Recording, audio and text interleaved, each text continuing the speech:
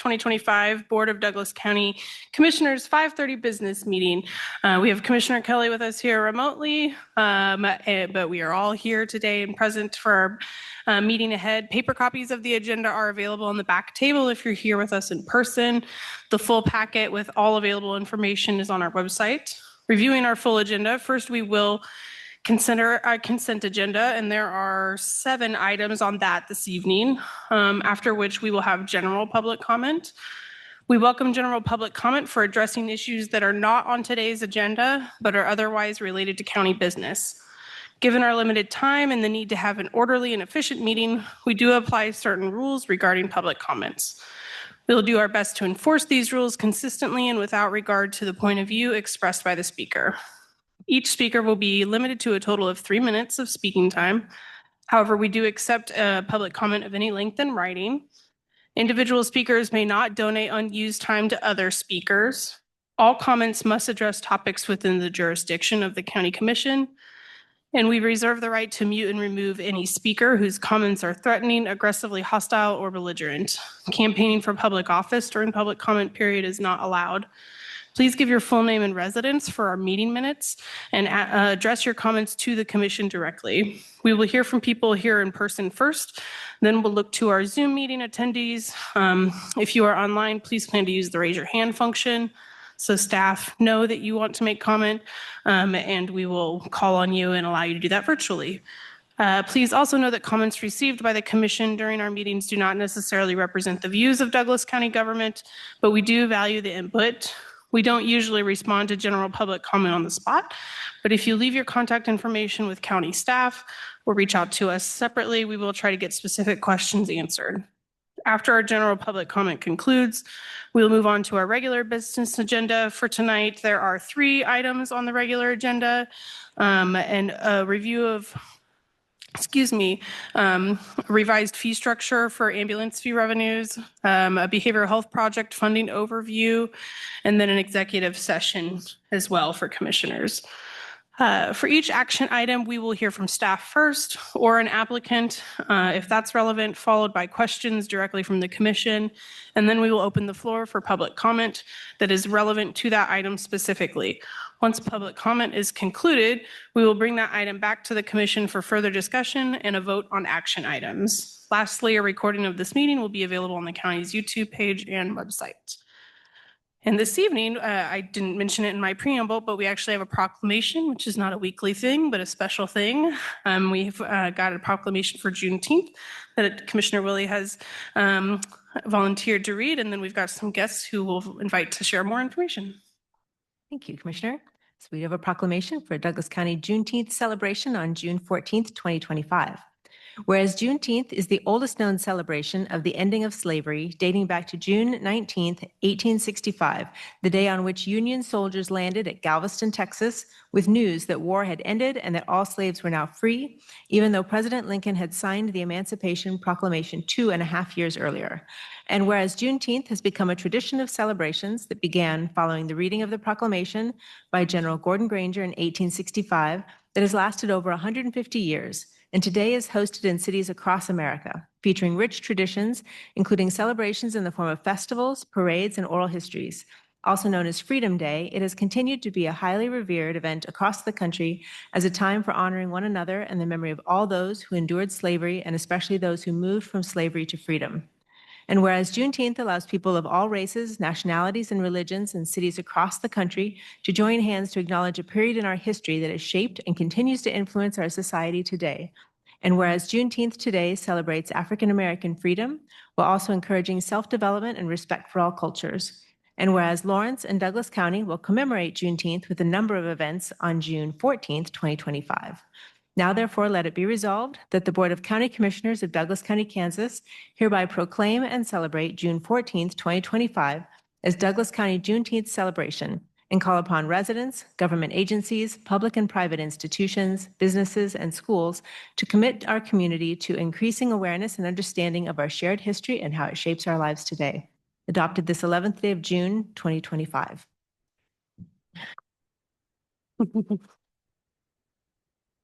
Thank you, Commissioner. Janine, and any other friends from Juneteenth group of Lawrence that want to come up and share whatever you'd like with us in the public. Thanks for being here.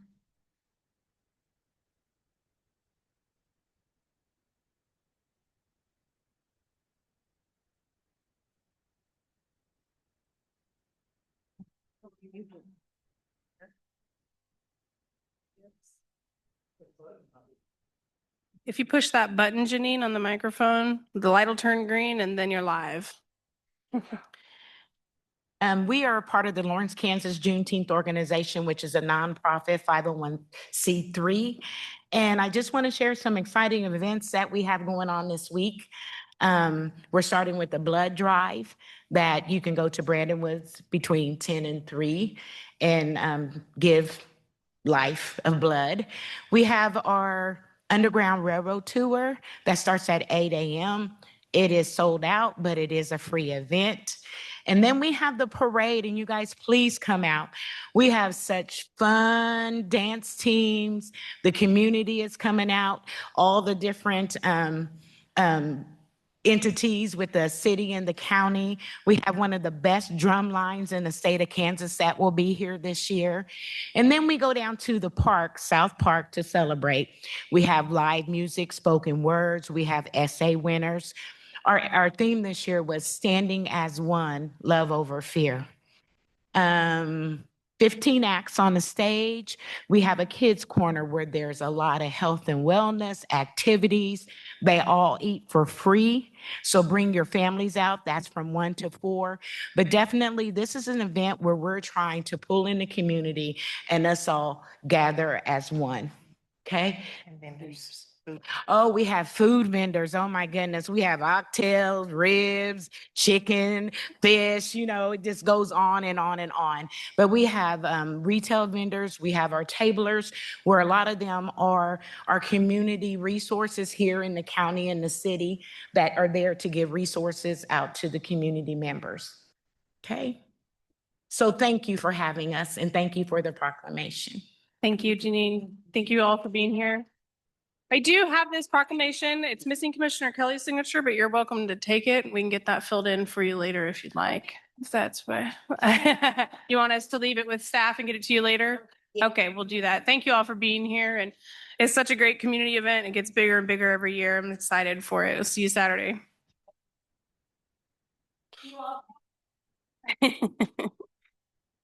All right. With that, we'll move on to our consent agenda. Commissioners, is there anybody who would like to pull anything for further discussion? All right, seeing none. Anybody in the public wish to pull anything from our consent agenda for further discussion? Anybody raise their hand online, Sarah? All right, to pull that back to the commission for a motion. I move we approve consent agenda items 2.1 to 2.7. Second. Moved and seconded. All those in favor? Aye. Aye. Great, passes unanimously. We'll move on to general public comment.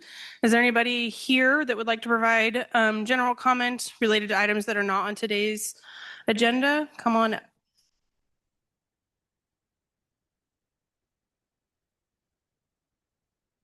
Michelle Eagleman, City of Lawrence. I guess this is timely because you all were talking about the budget prior to the meeting, but my comments have to do with the fact that over the course of the last 25 years, our property taxes have gone up 500%. My husband and I have owned a home for 25 years in Lawrence, and I don't know that there would be many who would argue that Lawrence is a better place now than it was 25 years ago. And so you might just think about something, you might think about that. No other people have said that, that we're getting less, it seems like, for more.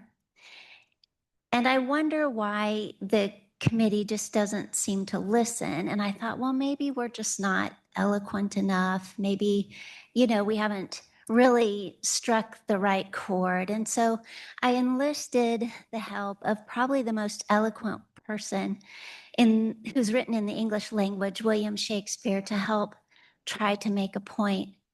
This is Portia's mercy speech from The Merchant of Venice.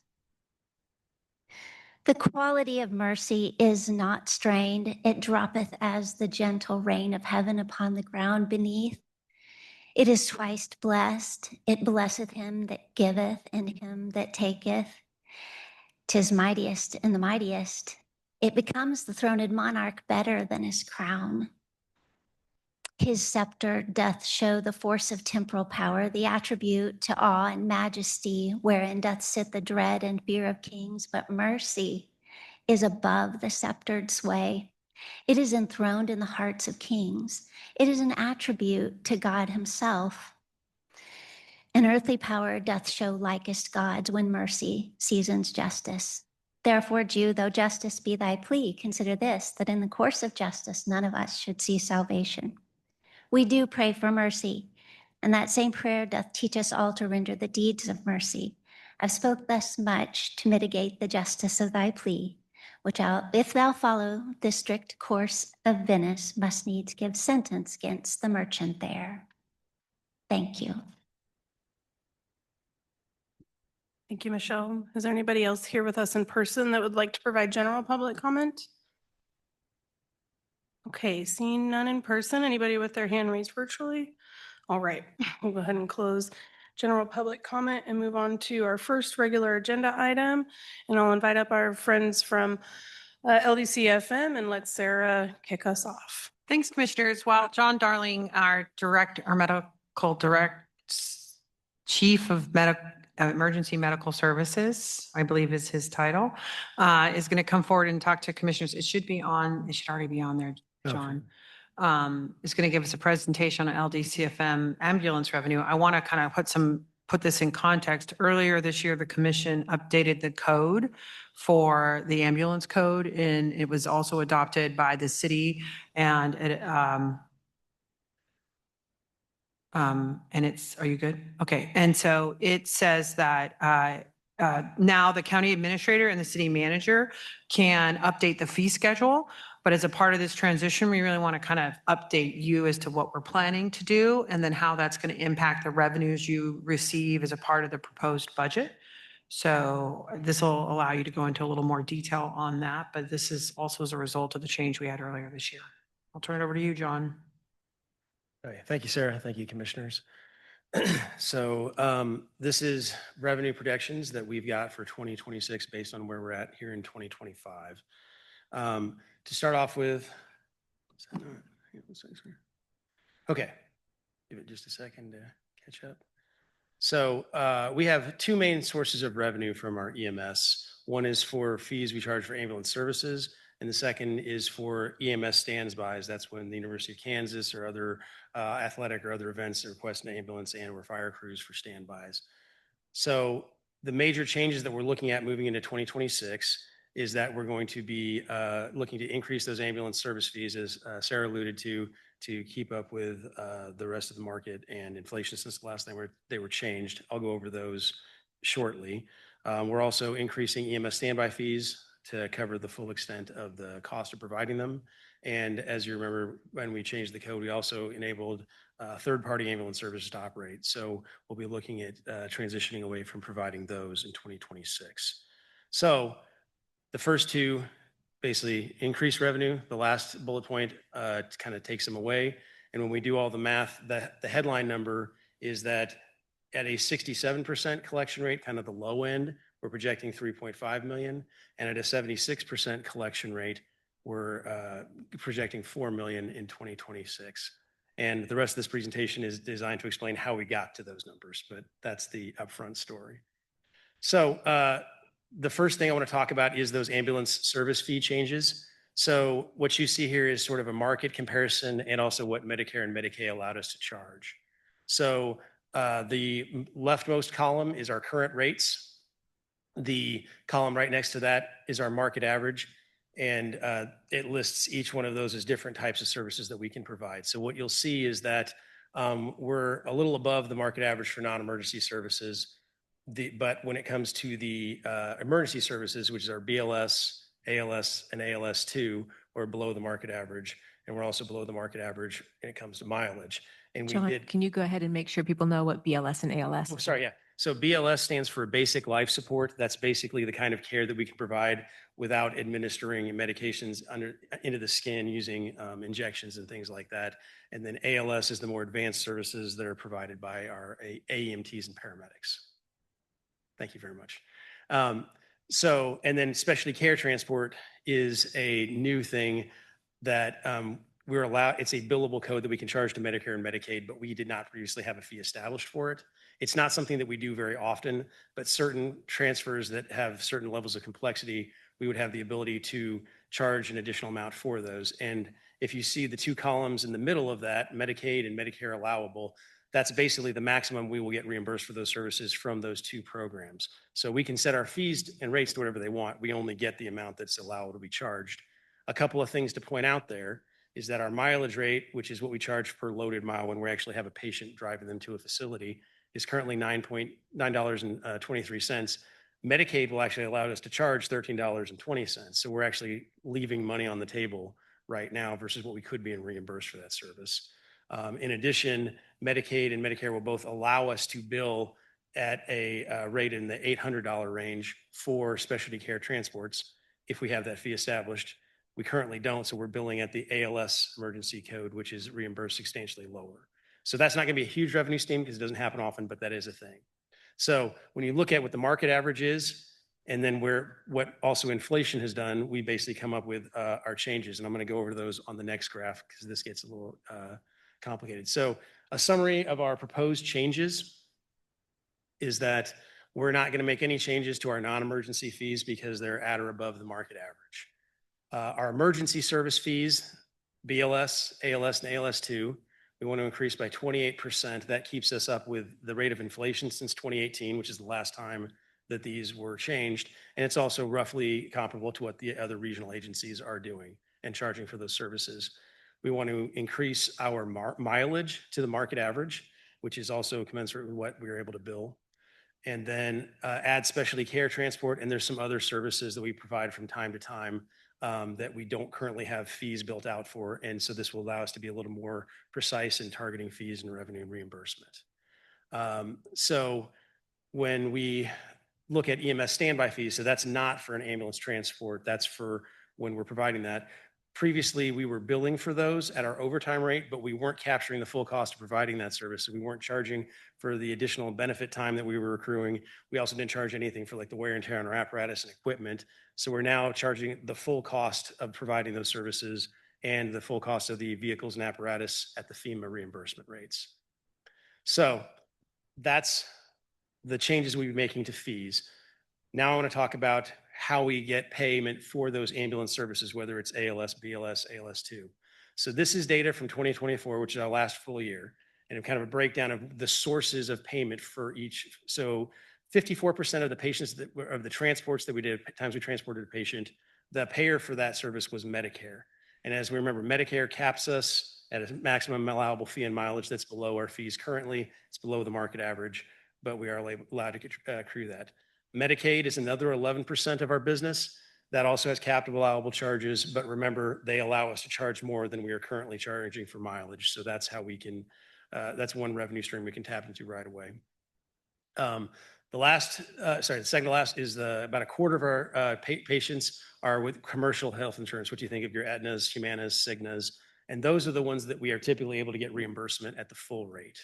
So the final 10% is what we call private pay. These are people who are typically uninsured individuals, and they tend to have a very low collection rate. So the reason I'm bringing this slide up to you is to explain that Medicare, Medicaid have capped allowables. Private pay doesn't typically have a lot of return.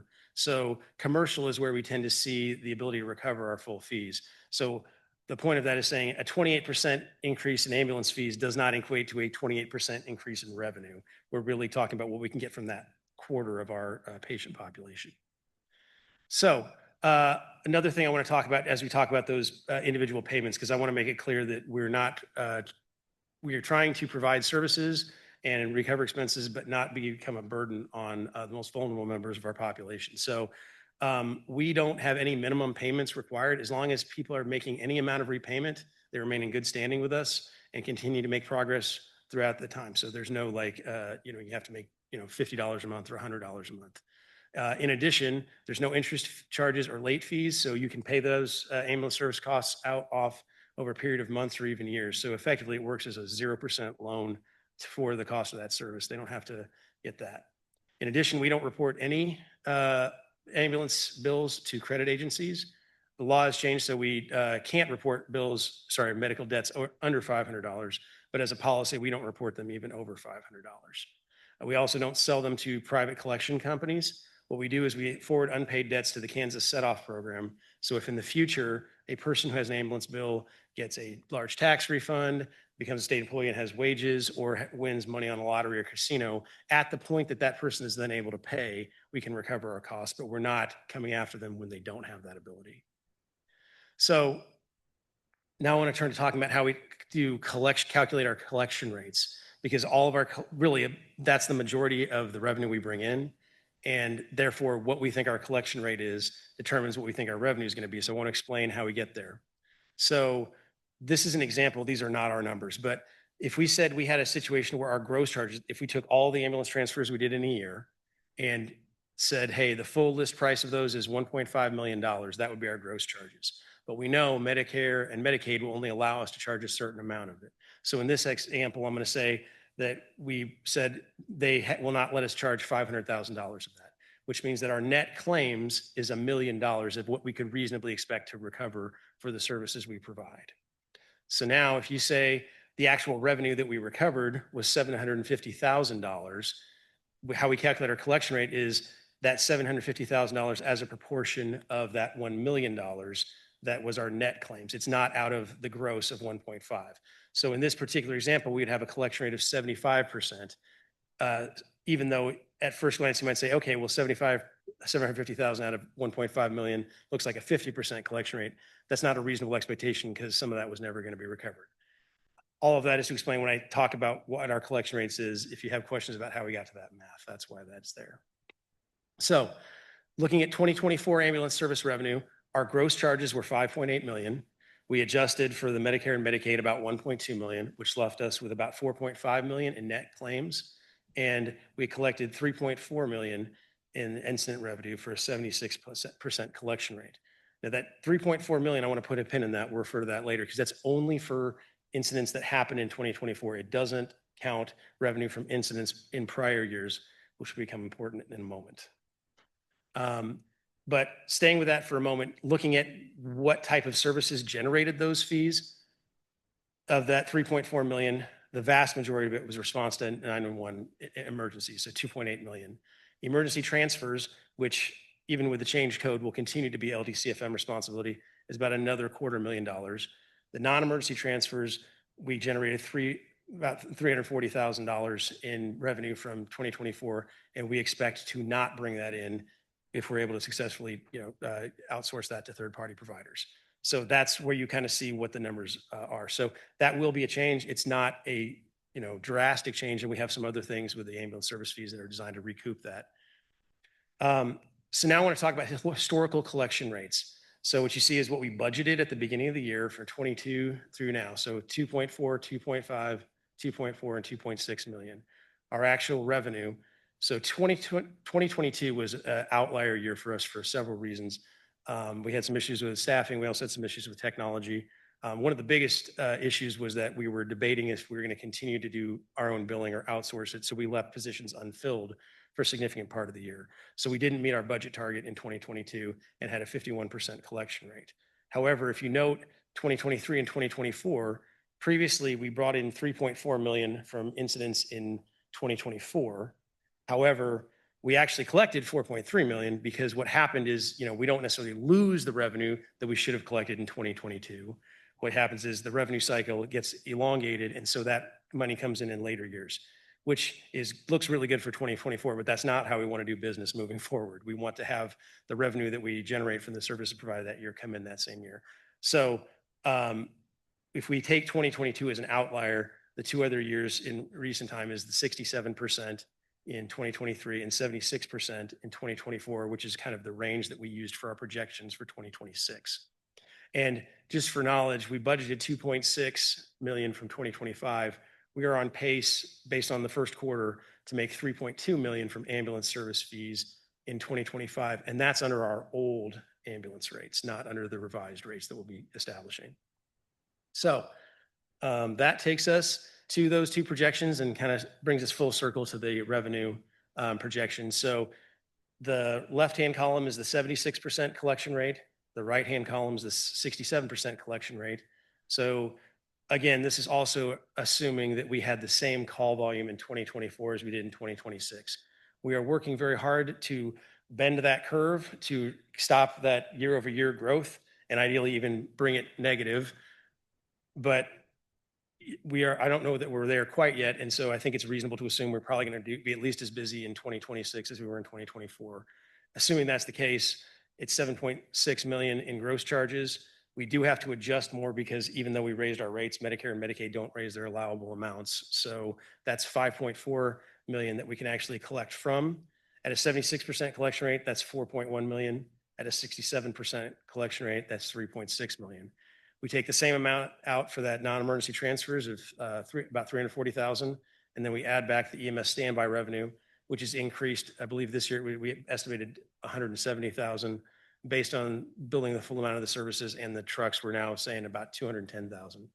All that said, at a 76% collection rate, we end up just shy of $4 million for 2026, and at a 67% rate, we end up just shy of 3.5 million. And maybe before John moves off this slide, so this is why this is a really good conversation for us to have right before the proposed budget is coming together, because this is the information I'm looking at as I prepare the proposed budget in terms of how do we estimate revenue for LDCFM moving forward. I'm gonna, in the proposed budget, we'll have I'll have a proposal on this, on which revenue collection option percentage we go with. But commissioners, I mean, this is our full transparency. You're seeing here that there is some, the commissioners could adjust this number. However, there are consequences if we don't make our revenue estimate. John is, he's accurate in what he has presented. In my 15 years of doing budgets here, it's at least twice that we have not met our budgeted revenue estimate for LDCFM revenue. It's a variety of factors, but that's one of the reasons why I take a conservative approach to estimating revenues. So, okay. That's my last slide, So that really is just we wanted to just give you that information as a preview as to what's going to be coming into the 26 budget and see if commissioners had any questions. And there's no decision required of you tonight.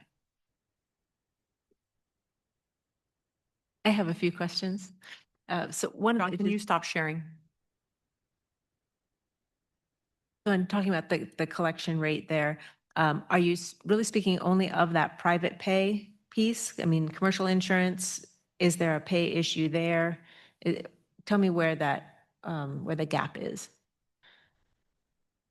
So we write off the amount that we could not possibly collect, and then it's a percentage of all of the remaining money. So it's not that's not just the commercial insurance. It's what Medicare and Medicaid would allow us to charge, but we still actually have to go through the process of submitting the claim and getting that collection in. So like, for example, if we bill for a service and our documentation is inaccurate, we may have to file an appeal or resubmit to get the money from Medicare or Medicaid. And we can't charge one rate for Medicaid and one rate for private insurance. So let's say private insurance pays more, then part of that uncollectible amount that we charge at that higher rate that Medicaid's not paying, that comes into that 67% or 76% collection rate. So it's not a question of we're sending out bills and only 76% of them are being collected upon. It's because of how Medicare and Medicaid are structured, they're only going to pay a percentage of it. Agreed. So it's not just that people aren't paying their bills. Correct. Yes. I mean, there is nuance to that in the sense that we have to do our adequate job of documenting the rationale for the services, that it was medically necessary. And some services may be provided that, we did it as a good service, but it's not something that meets the qualifications of Medicare, Medicaid, or something like that. We just did the right thing to do. There's a variety of things that go into that. So there's been quite a lot of volatility over the years for what that percentage is, and so you chose the 67 and the 76 as kind of the range to look at. But are there kind of industry standards to say this is about what the industry is able to collect? Are we in that range? It can vary wildly. I think that we are consistently at or above the average. I think there's more room for growth as we move forward, but I don't have hard numbers on exactly what that is, because it's very hard based on like what regulatory environment, what state to state, things like that can all play a factor. That's something maybe we could look at moving forward, like how do we monitor this collection rate and what are our peers getting? Yeah, I think I probably I know the person to ask to get that data. I don't have it at hand. So just looking kind of historically, are we still kind of catching up? I think there was a certain amount of time where some of those bills, you said that payer cycle got really long. Are we shortening that up? Are we catching up? Are we expecting that 76 to 67 will be kind of a good ballpark moving forward? Or are we likely to see a decrease as we get caught up? We feel comfortable, and again, this is us, not county management, that we can meet or exceed a 76%, but that's us. And I don't want to say that the county needs to build their budget based on that. The issue really is, sorry, there's a couple points to that. When it comes to the question about, is there still backlog? There always is, because we don't have late fees. We are still receiving payment for services in incremental amounts, but there is it drops off. Like, it's not, we have a steady for each year past. The tail drops off pretty quick. And we will probably not, and a conversation we had earlier with Sarah was like, hey, 2024 is also an outlier because we weighed way more, but that was because we're getting backlog. And that's not really how we want to do it. I mean, it's better than not like getting that money, but our goal is to get that money in a shortened revenue cycle commensurate with the time that we provide the service. Does that help? It does. Okay. And I've got a couple others if that's all right. The specialty care transport, can you give an example of what that would be? Yeah, absolutely. So it's very specific. It has to be a transfer between hospitals, and it has to be a level of care that is beyond what a standard paramedic can provide. So for example, if we have paramedics, and we have a couple that are going through a program to become critical care paramedics, that's a paramedic with advanced training. We can bill for that. Also, if it's a patient that we need to send a specialty provider from the hospital to a company, like, for example, a respiratory therapist, a labor and delivery nurse, something like that, where it's beyond the training and skills of a standard paramedic, at that point, if it meets that criteria, we can bill at that higher thing. So it does not happen often because it's there's not a ton of that critical cases, thank goodness. And then also just the stars have to kind of align for us to be able to provide that. But we want to create enabling fees that as we try to build our services, we have the ability to get reimbursed for providing a higher level of service at a higher rate. Okay, appreciate that. The standby fees or the standby, you're talking about like being asked to staff events. I assume that'd be for KU or games or things like that. So there's one fee that's been charged up until now, and you're looking at making that a little bit more equal with what the costs are. That's correct. So in the past, we had some of the fees were included in the code. Some of them were kind of just administrative policies. Some of them were based in contract. We want to standardize that and make sure that whatever the thing is, unless we're doing it as a service where we're just donating that for a particular cause, that we're recovering our services for providing that, or for recovering our costs for providing that service. And so it's really, we don't have a set fee. It's like 80% of the cost is based on the actual cost of which individuals are working that event. So there can be some variation.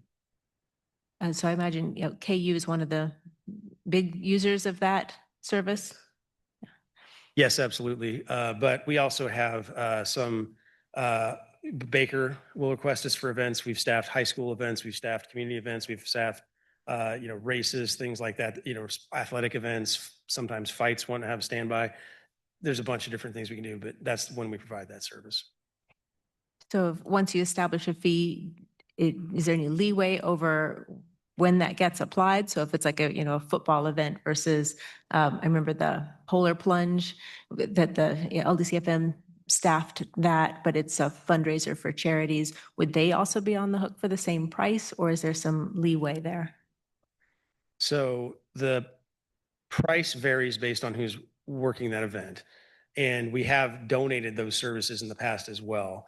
But moving forward, the idea is typically this is the fee structure is based on the idea that this is providing services to other entities that are generating revenue, whether it's, you know, a sports team or, you know, a athletic event or something where that it's kind of the cost of doing business. I also know that we have worked with, you know, our labor groups to provide standby services that are staffed by them, not by actual LDCFM, as a, you know, sort of a labor management cooperative where we can get, you know, those services out there at a cheaper rate for those charities. Okay, I appreciate that. Thank Yeah. you. Thank you, Commissioner Millie. Thank you for the overview. I really appreciate all the work that has been done to figure out how to, you know, effectively and sustainably increase.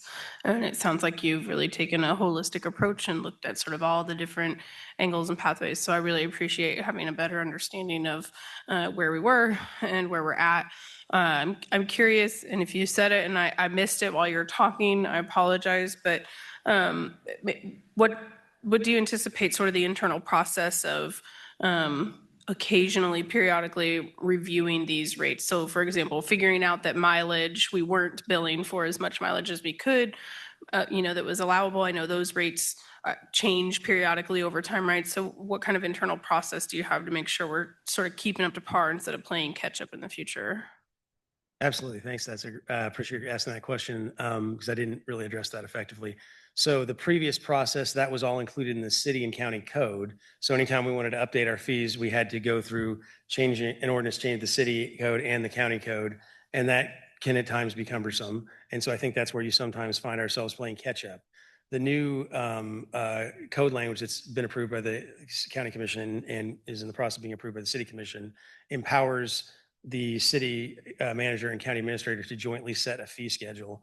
And so we have, so as soon as we get that ordinance finalized with the city, the intent is we will present our recommended fee structure to the county administrator and city manager, get their approval. And then that allows us to update that annually. And then if also we or another ambulance service say, hey, we cannot make ends meet and I want to provide the service, we can also petition to have that changed mid-year if we need to. Great. Thank you for explaining that a little bit more. Other questions from commissioners? For your revenue estimates for the collection rates, are you also capturing estimates for after the health plan pays for the individuals, right? For the patients, for what they actually owe? Because I know you honed in on individuals that are uninsured, right? For the individuals that are insured, are you capturing those individuals after their payer actually pays? So they may owe a percentage, right? After Aetna, Humana, Cigna pays. So are you capturing those estimates and a possible collection that you may have to go after? And is that forecasted in what you've presented? So we are looking as a percentage of our net fees, which is everything that we would bill to the patient other than what's been written off by Medicare and Medicaid. So whether the person is uninsured and it's 100% the patient's, whether the insurance company covers it completely, or whether the insurance company pays 80% and then they have a 20% copay, that's all factored into that net fees that we're basing. So when we say we collected 76%, that's 76% of what we are owed after that, the allowable fees are taken out, whatever the funding source. Does that answer what you're asking? Yes. Okay. So you're capturing it as a whole. So whether it be the uninsured, the underinsured, or the fully insured, you've captured it in your presentation. Yes. Okay. Thank you. On one slide, it looked like you had standby fees of 210,000 for 24 and 25, if I'm remembering the slide correctly. Anyway, my question was that looked flat, and I'm thinking in 25 you'll have more standby requirements because football games are moving back into town. So I think in the last slide, that wasn't 2 different years. That was both projections for next year at different collection rates. And so that's all based on the percentage of ambulance service fees. So the amount we would collect from EMS standbys is not affected. So it's going to be the same regardless. And that's what that $210,000 was that we're estimating for 2026. Excuse me. And that does include adding back in the KU football games. It also includes the higher rate than we've charged in the past. The issue can also be that there's a lot of variation year to year before how much we are requested. And we tend to err on the low side of estimating that because we don't want to overestimate our revenue. And frankly, I mean, if you look at the total EMS revenue picture, you know, it tends to have $10,000 either way doesn't really move the needle. So we tend to err on the low side rather than overestimating that. Does that answer your question? Okay. Another quick question. Where do your market averages come from? Is that kind of a nationally published number, or did you do a study of just our regional responders? It was a regional study, and the 3 agencies we looked at was KCK, FD, Sedgwick County, and Johnson County MedAct. So busier services in metro-ish areas that are a government agency in some way was kind of the metric that we used. Thank you. Commissioner Kelly? Yeah, just one quick question. Thanks for the report, and we've been asking for these kind of things for quite some time, so really appreciate it. Have there been any studies? Have you learned at conferences? You know, this isn't a small increase in these rates. It may be market aligned, but it's not a small increase. Has there been any study done on the impacts on community? I mean, were there less requests because of this, or requests stayed about the same? I mean, that's just a possibility of an impact, but I'm interested if you know of any impacts when you are increasing fee rates for number of calls or collection. So I don't have any hard number studies at hand. One thing I would mention is that if you look at 2/3 of our patients are Medicare or Medicaid. So the fee schedule genuinely just doesn't really affect them. Of the people who are insured, yes, I mean, there can be co-pays, but a lot of that also gets taken care of. And then we try to have a very lenient and understanding policy toward the uninsured. So our intent is not to discourage people who need 911 from calling it. And I think that you will see as our population grows, we will continue to have that need. But we also recognize that it's been since 2018 that we last changed our rates. And so it probably would be good if instead of going 28% every 8 years, we went a few percent a year. And that's why I'm very happy and appreciative that the county commission was able to help us pass that code that will allow us to do that moving forward. Because I agree, we don't want to have big sticker shock changes year to year. At some point, we have to do an adjustment, but that's not our intent moving forward. And if we end up finding that we are having issues where people are being discouraged from calling 911 when they genuinely need, we want to use a lot of our other opportunities and community partners like our mobile integrated health program, some of the other community agencies we work with to kind of make sure that we're not discouraging people from getting the care they need. Thank you. So me again. So there are instances where, we were below the market average, and the suggestion is to increase that. But there are some instances where we were above the market average. What was the discussion about keeping our rates the same as opposed to lowering those?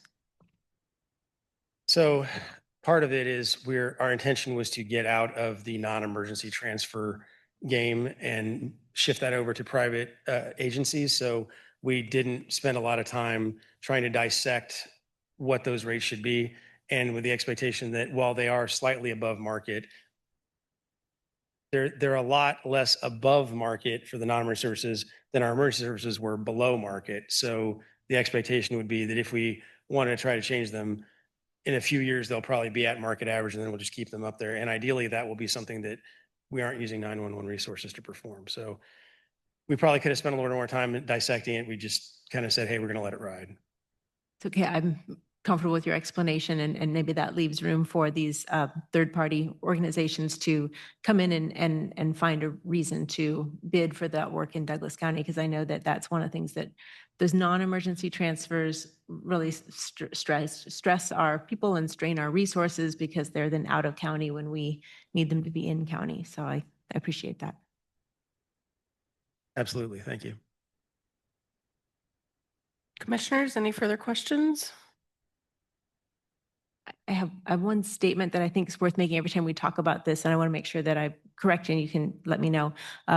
For someone to call 911 and have an ambulance come to them and provide service, they're not charged for that unless they are transported. Is that correct?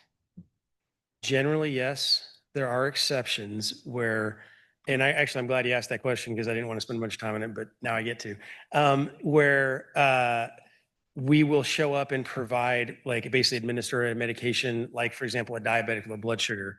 If we just help you get some like oral glucose or something like that, we don't charge for that. If we have to start an IV and give you IV dextrose, we have to give Narcan, some other more advanced medications where you might still then not transport the patient. In the past, we didn't have a fee established for that. So we would bill them at the full ALS fee, which was $700 some odd. So one of the new fees we want to create is also a treatment, no transport, where we only charge people like that $100, because we're really not trying to take advantage of people, just recoup the cost of the service. So that's one way we're actually, it's a new fee, but it's actually a much lower fee than what we've been charging and would be charging in the future. And that's, again, we're having this ability to set these with the county administrator and city manager will allow us to, as we identify other situations, really fine tune the fees that we charge to the services we provide. I appreciate the clarification there. I just always want to make sure that people know that if they think they should call, and that, you know, that initial response doesn't charge them. And then there's always a possibility to refuse transport or have a friend transport you or refuse care. But I just want to make sure that people know that they can always call. Yes, absolutely. There is no charge for ambulance responding to your house and performing an assessment. If we have to perform treatment, occasionally it can, but that's also because it's generally something the patient really needs, and they should still call 911. I really appreciate giving that some public time. Appreciate it.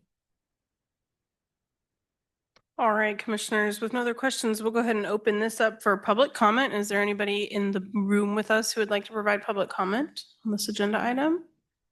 All right, not seeing anybody hop up. Any raised hands virtually, Sarah? Okay, we'll go ahead and close public comment, bring it back in case any commissioners have further comments that they would like to make. Again, this is not an action item. It was informational only, and we really appreciate the detailed information and all the work done here, and it's really helpful as part of our budget preview season that we're in.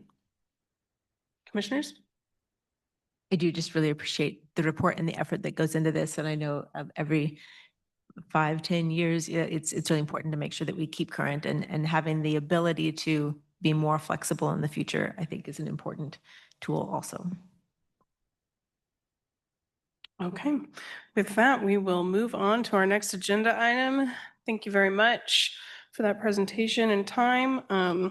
We've got Bob Tryansky here who's going to provide an overview of our behavioral health projects funding, status quo of that, and I will just turn it over to Sarah first for some preamble. I'm going to start, commissioners, while Bob's getting his information together, and kind of give a review of some of the information you all saw at our 4 o'clock work session regarding the fund overall on behavioral health. So I'm going to talk big picture about what's in the fund, and then Bob will talk about the specific projects we're funding. So I want to caveat this entire presentation by this is reflective of 2025. This is not 2026. This is current year and based off of current budget and what we know at this time.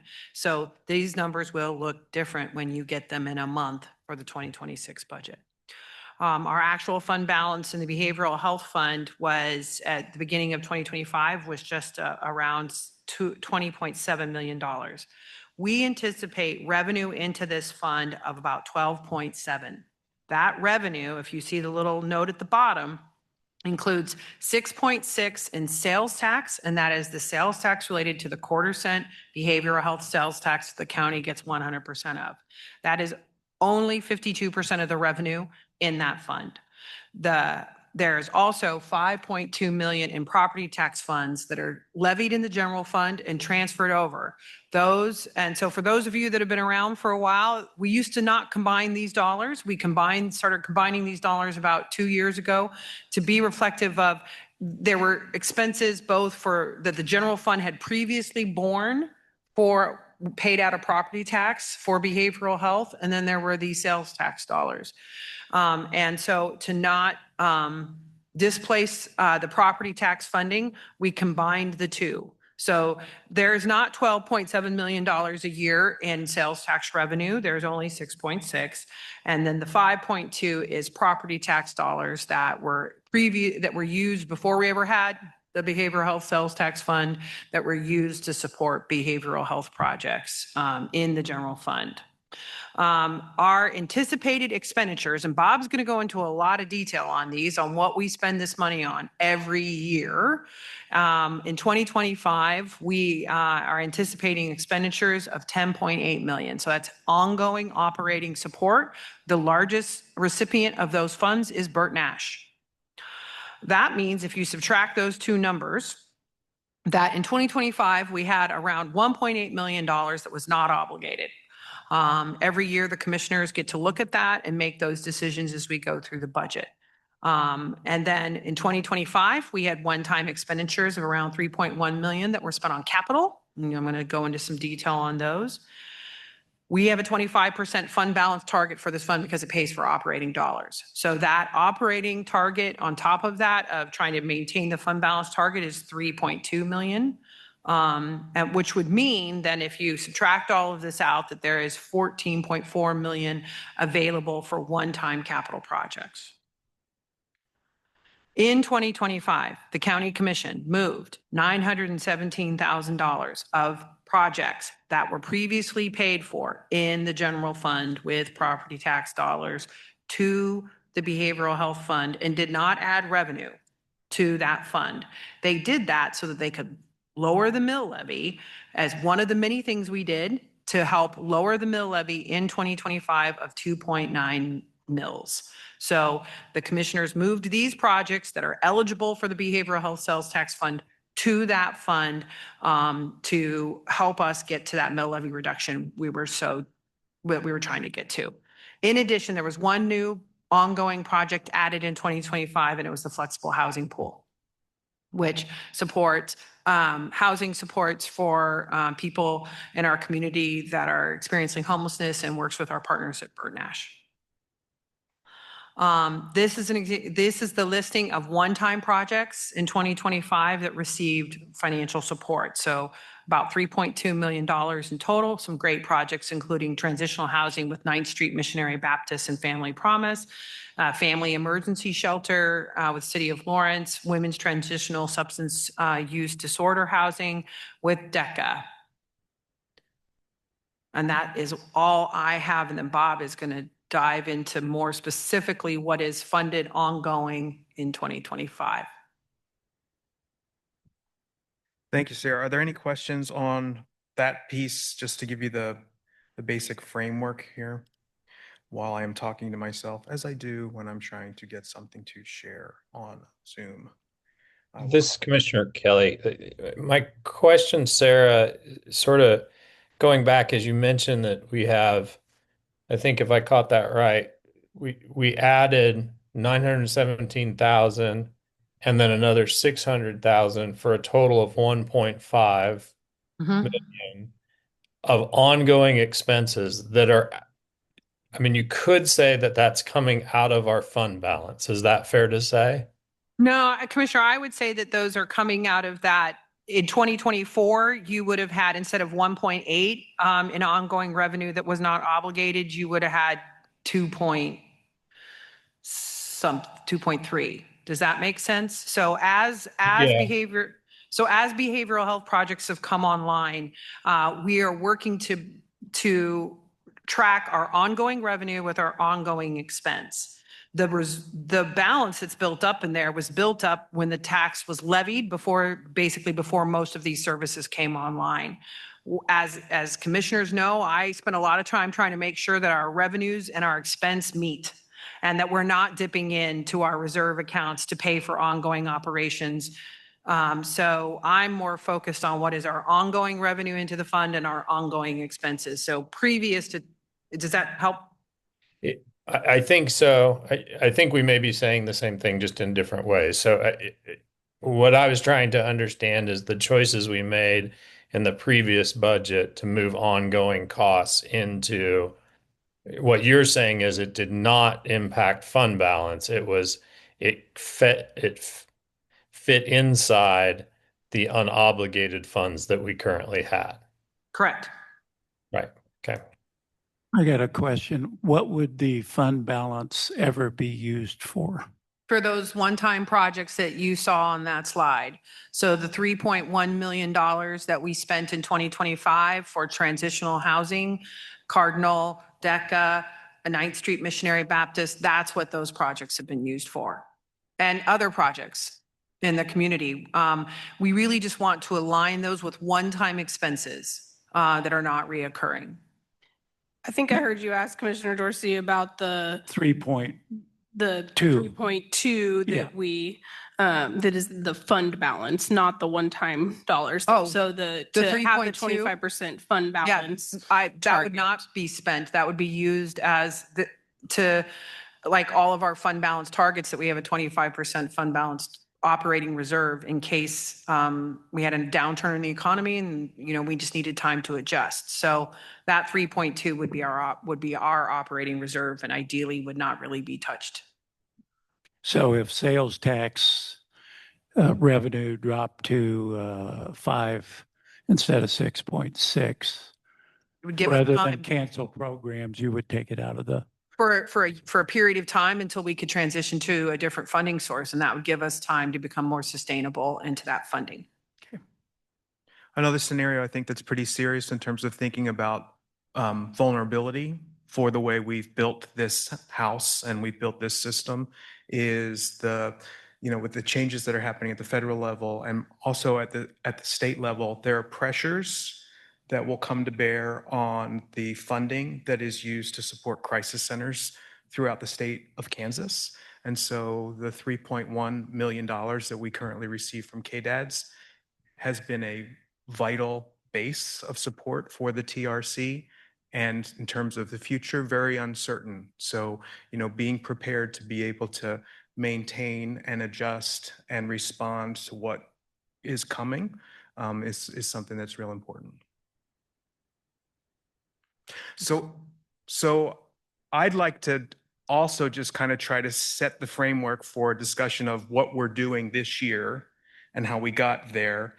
Just to, again, to sort of piggyback on what Sarah was saying, we started to do work before the sales tax got passed. And some of those initiatives at first were to put more behavioral health specialists and professionals in the emergency room, because that's where people were showing up, to get people out of the emergency room and into substance use treatment services, because that's where everyone was showing up in the middle of a substance use crisis, to bolster the psychiatric infrastructure and capacity in the community, to bring more psychiatrists, to help support Burt Nash and Heartland in onboarding and sustaining APRNs and med service providers, and to make some commitments to building that integrated, multidisciplinary type of work so that we would do more than be able to answer the question that Sarah's predecessor asked me about 2 weeks into my job, which was, we're building a crisis center. What are we going to build? How much is it going to cost? And where are we going to get the money to pay for it?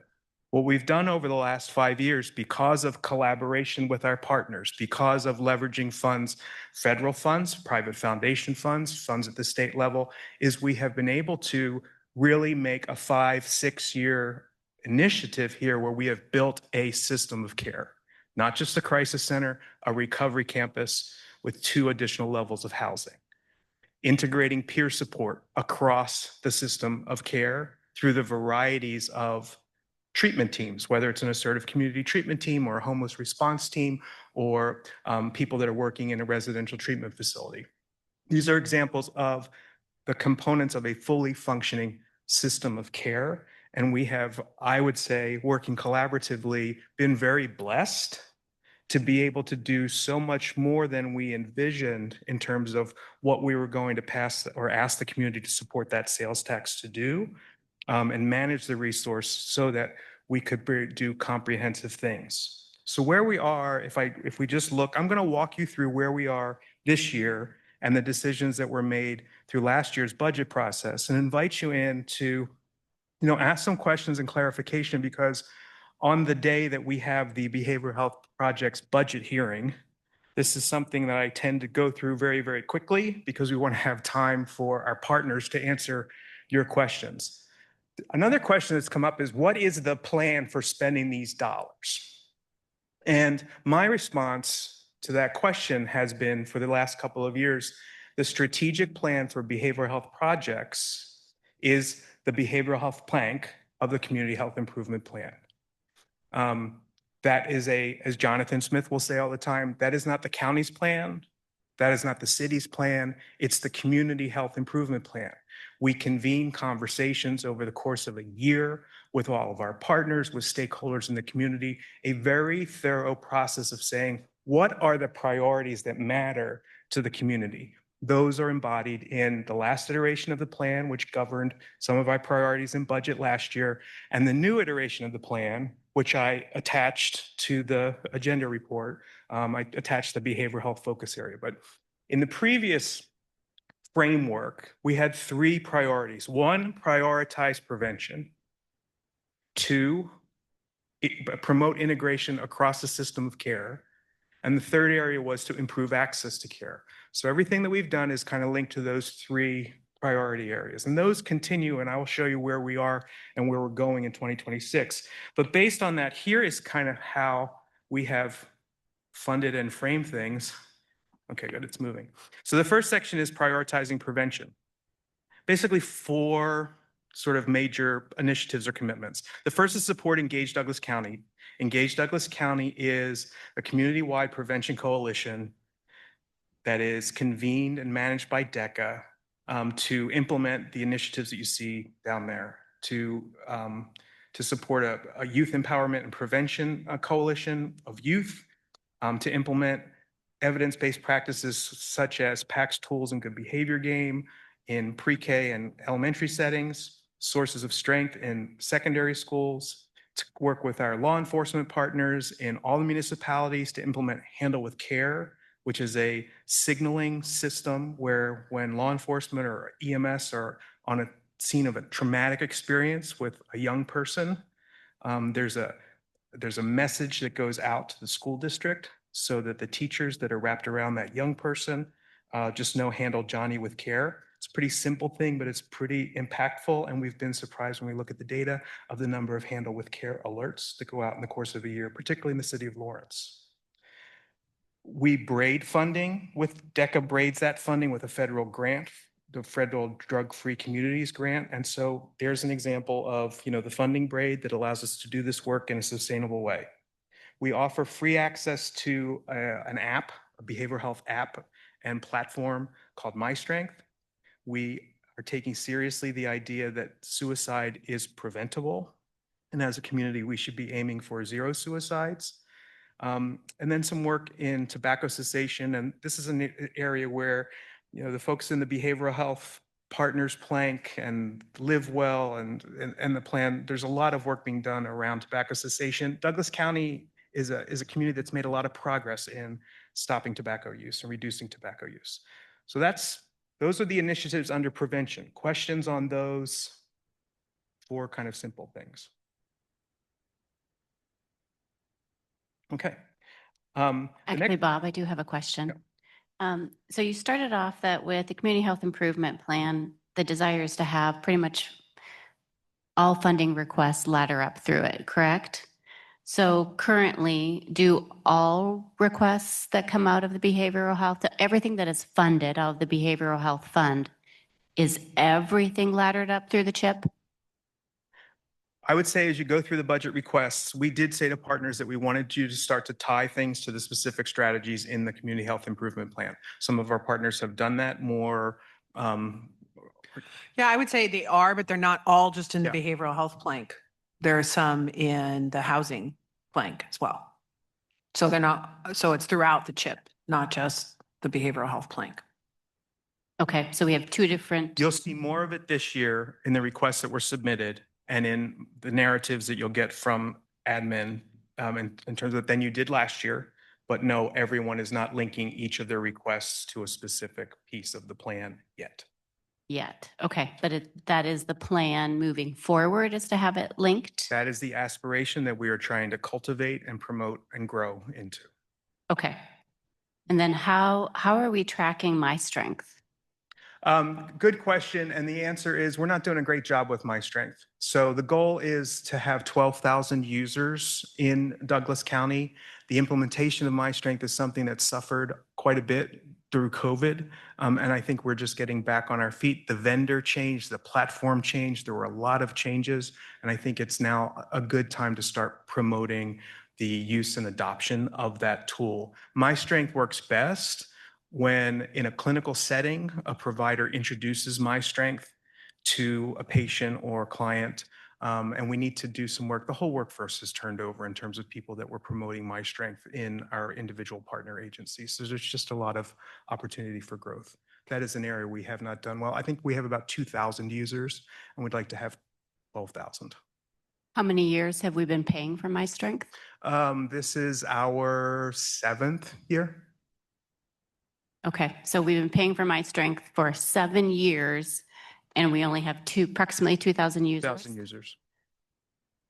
Okay, so I would like us to maybe reconsider My Strength, because at 7 years at 28,500, that's a lot of money that we've been spending, and we've not gotten obviously a return on investment for that. So that's a great conversation for budget. So Okay. this is just a preview of what we did in 2025, and that's the kind of conversation we can have as we move into the 26 budget. Okay, all right, that'd be great. Thank you.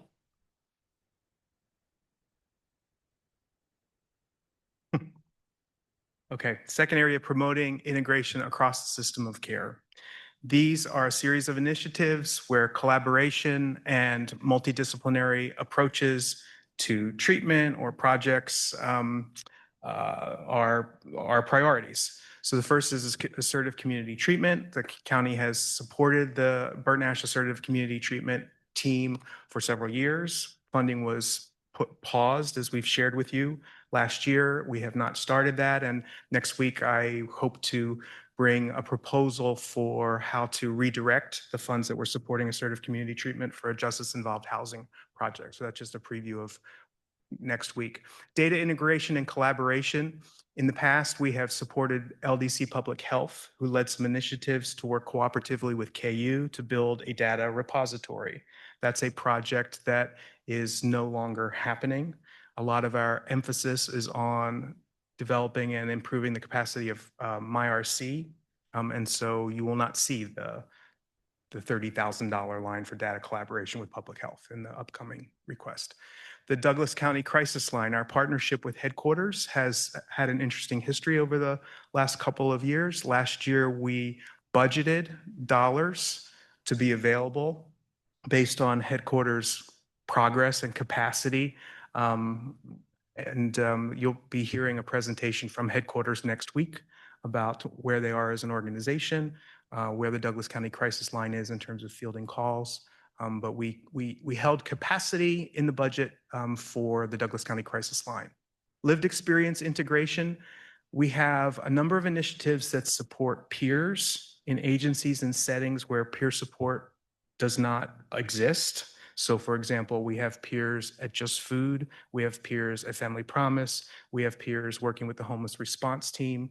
We have tried to embed peer support or integrate lived experience across a system of care through a project called the Peer Fellows Program, which is basically Teach for America for peer support. And we can talk about that a little bit later, but that program has been in place since 2019 is when we started it. And that continues to move forward. The mobile response team receives, that number actually is not correct. It was $445,000. But the mobile team gets support all through that, promoting integration across the system of care.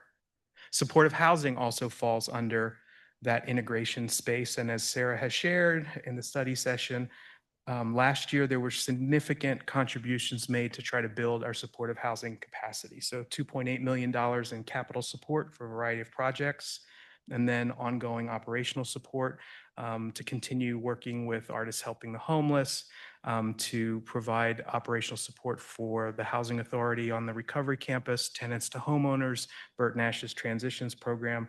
All of those are ongoing costs, ongoing support in that supportive housing box. I think I did the math, and it comes out with between the one-time capital, the ongoing costs, and the $600,000 for the new housing pool. Last year, we added about $4.2 million in support for building our capacity in the supportive housing space. Questions so far? And then under that, also the Treatment and Recovery Center funding, which is currently at $1.6 million. Those are all the initiatives in the promoting integration across the system of care. Questions? And so all of these would also ladder up to the CHIP or no? Yes, particularly, let's take the supportive housing. Mhm. Those are all tied to priorities that were identified in the communities or the Corporation for Supportive Housing Needs Assessment, which led to A Place for Everyone. And each of these is tied in that way in terms Okay. of number of units and what the target populations are. Okay. And then tied to our dashboard as well, correct? Various areas within the dashboard. For A Place for Everyone? We're tracking various areas. I wouldn't Key keep, performance indicators. I think we're tracking the number of units we have available, and that's where we're at this point. yes. Yeah, Okay. the dashboard, I wouldn't say it's an accurate reflection of what you're referencing, Commissioner. Okay, but it's iterative. We're beginning to. Yes. Yes. I mean, our goal, our initial goal with that dashboard was just to have real-time information of of how many folks are experiencing homelessness. Okay, but we're going to get there at some point. I hope so. Okay. Thank you. So just talking about capital requests for a moment, these are the ones that are listed here are just from the 2025, but there have been other capital requests that have also been funded out of this also. I wonder if, not to complicate the conversation here, but to provide for the community at some point, like kind of the list of capital projects that have been supported through the course of the sales tax since it's been around. We can certainly do that as a part of the proposed budget, but what I would say, Commissioner, is that previous to about 2025, this was being paid for with CARES Act and ARPA funds. So our largest piece of supportive housing was happening through ARPA funds. We spent our CARES Act and ARPA funding on one-time expenses. We did not build it into our operational model. And so as we are transitioning and trying to be able to continue to provide that, now the behavioral health capital fund balance is a source for that. So there's not as many further back as we saw in 2025. Okay, thanks. And then under improving access to care, when I first started in this role and we were listening through community conversations for the previous CHIP, a lot of what we heard was people need more support. We need more case management, more case management, more case management. Our subject matter expert said, I'm not sure we need more case management. We need better care coordination. And so when you think about the partnership that we have with Heartland Radac for the intensive care coordination service, short-term bridge case management to help somebody who shows up in the emergency department who needs to get plugged into services at Bert Nash, or someone who is at the Treatment and Recovery Center in the midst of a substance use related crisis who needs to get connected to residential treatment or needs to maintain their sobriety in the community while they're waiting to get into treatment for 5, 6, 7 weeks. That bridge case management service, that care coordination is something that Heartland Radac has worked very closely with our partners over the years, and that's an example of, making sure that we have redundancy, not duplication, but redundancy so that people don't fall through the cracks of the safety net. Psychiatric infrastructure, the investments for. Bob, Yes, I sorry. don't want you to quite go that fast over it. I think you should probably just talk about the funding, the sliding fee scale funding for Bert Nash. Oh, did I miss that? Yep. Right there at the. First one, yes.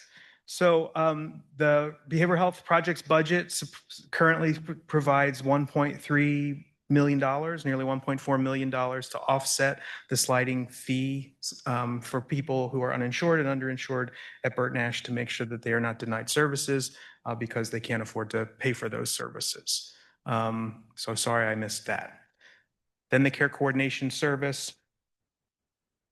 Psychiatric infrastructure is that has fluctuated over the years. Originally, this started out as a collaboration between Heartland and Bert Nash to say the county would help to catalyze and offset some of the cost to have one psychiatrist and one APRN additional at each place. Bert Nash has gone through time during this season where they have had more providers when Heartland has had fewer providers. My point being the investment in the psychiatric infrastructure piece of this has fluctuated between $300,000 in a year to $900,000 in a year.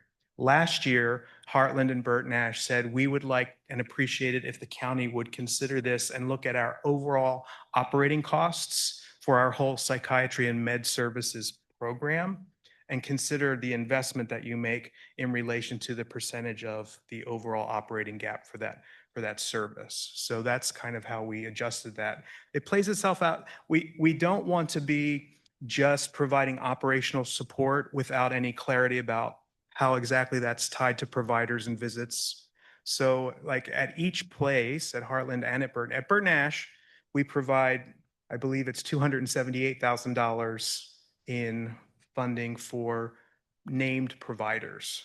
So the funding is contingent upon the agency retaining those providers.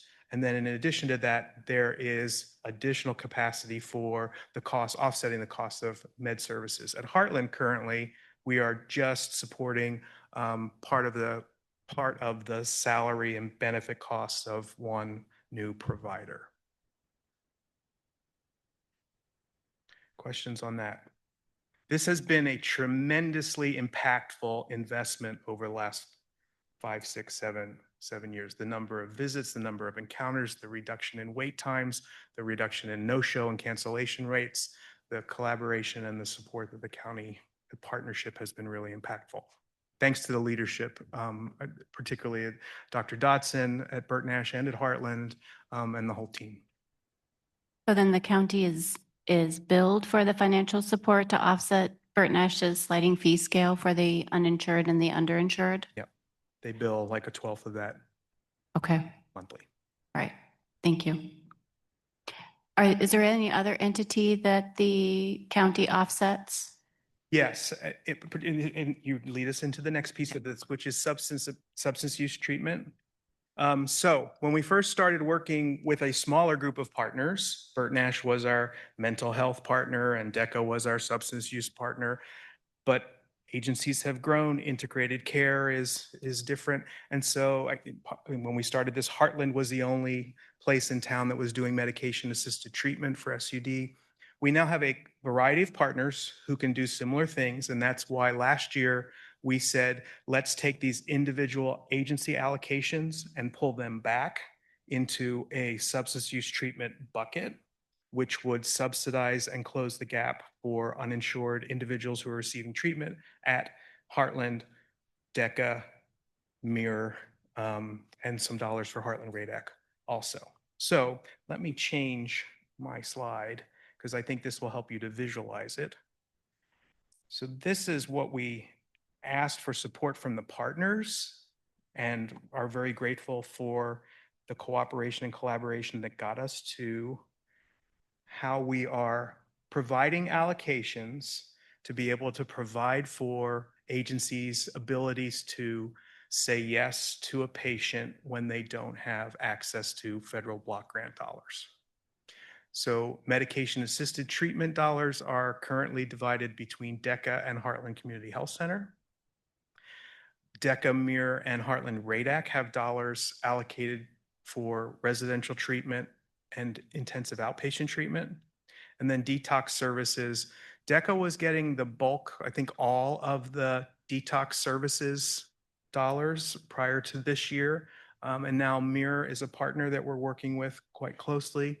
MIR offers one of the gaps and equity issues we're trying to address is the lack of treatment beds for men.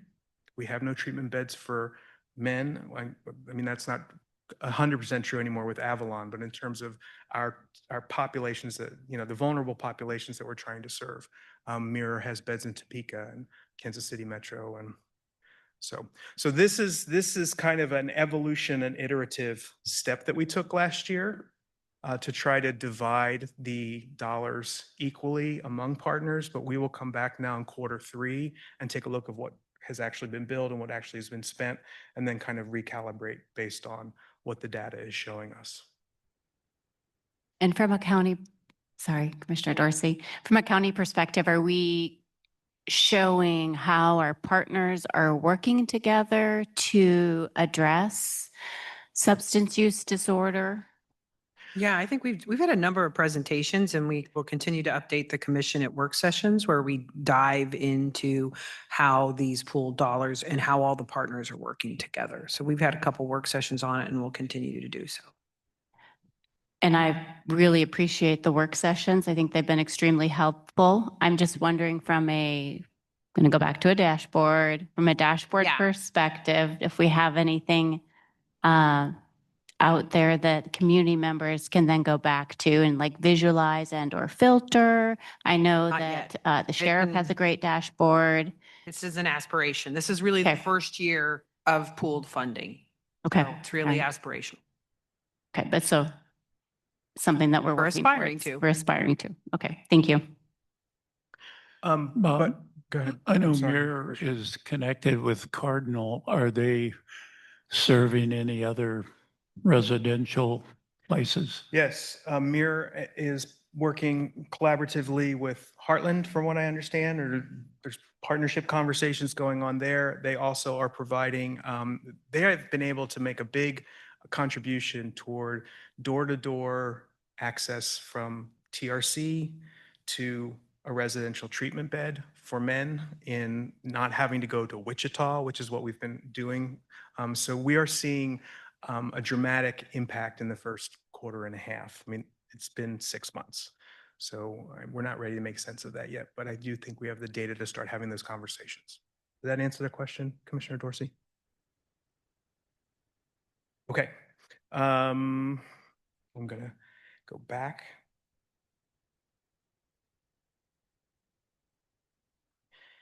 And then working to recognize alternative possibilities. So the Burt Nash's RAP program sits in the Behavioral Health Fund. Dollars for the RAP program did not always sit in the Behavioral Health Sales Tax Fund because the Behavioral Health Sales Tax didn't exist and the county was substantially invested in the RAP program. So there's $860,000 a year. When Proposition 1.2 passed, basically what the county did was to ensure that all Douglas County secondary schools, so the middle schools and high schools, all had at least one RAP worker. There were also changes over the last couple of years where the city of Lawrence stopped supporting the RAP program. The county absorbed some of that.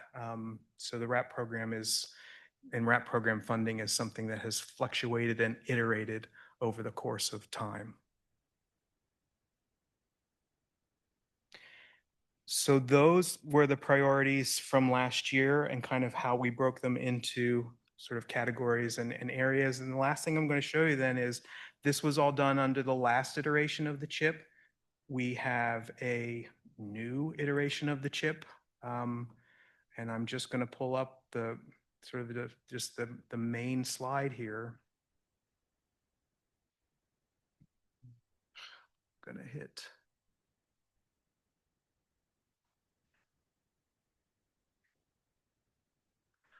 So the overall, we have 4 overall objectives. One is to elevate supportive housing and put that up to the top. So promote integration of housing and behavioral health services to achieve functional zero for chronically homeless individuals and households by 2029. It's a bold aspirational goal. Objective 2, decrease. We want to continue to build on the work that's being done to decrease the age-adjusted suicide mortality rate in Douglas County. That means reducing deaths by suicide. It means reducing suicide attempts. It means implementing things like zero suicide throughout our system of care with all of our healthcare partners.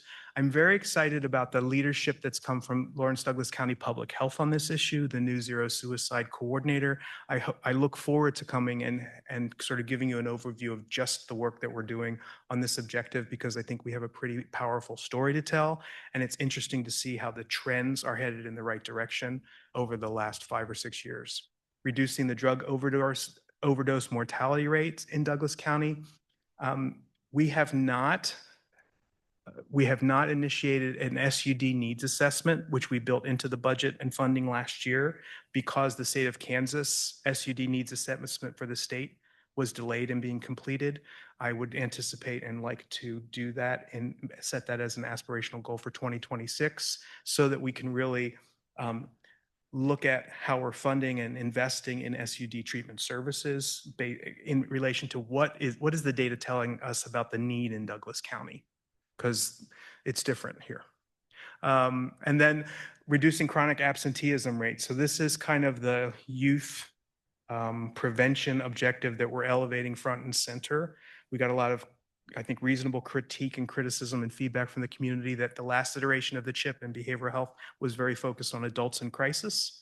And so this objective to try to make sure that young people are coming to school, one person who's chronically absent is one too many. We're going to aim for 0 and strive for 5% improvement. And then we now have sort of 6 areas, right? So prioritizing prevention, increasing supportive housing, implementing zero suicide, integrating lived experience across the system of care, continuing to work on that behavioral health crisis response system, but it's not about bringing it online. Now it's about optimizing the interaction between the 988 line, the mobile team, TRC, care coordination. How do we've had great conversations in the last week between EMS and the TRC and LMH about ambulance transfers from one facility to another, and how do we get the best outcomes and the most appropriate, getting people to the right place in the right setting at the right time. And improving access to care. I want to say thanks to Rachel Hartford's in the audience, Ryan Storch. They've worked together to kind of lead in that area. Our partners are leading the convening and the conversations and the ongoing strategies to figure out how we make sense of and assess the progress. How do we measure success in this space? So commissioners, in the 2026 proposed budget, you'll see a document similar to what Bob had on the screen there that will outline the priorities based off of these plan objectives for the Behavioral Health Fund. But what I've shared with you, particularly Commissioner Anderson and Commissioner Dorsey, was to help you have a sense of this is the existing frame that we will continue to build upon. And I'm just really proud and grateful of the work that we've been able to do together, because we have a system unlike anything we had 6 years ago, and we have a lot of opportunity to continue to grow that system and turn it into what people really need in this community.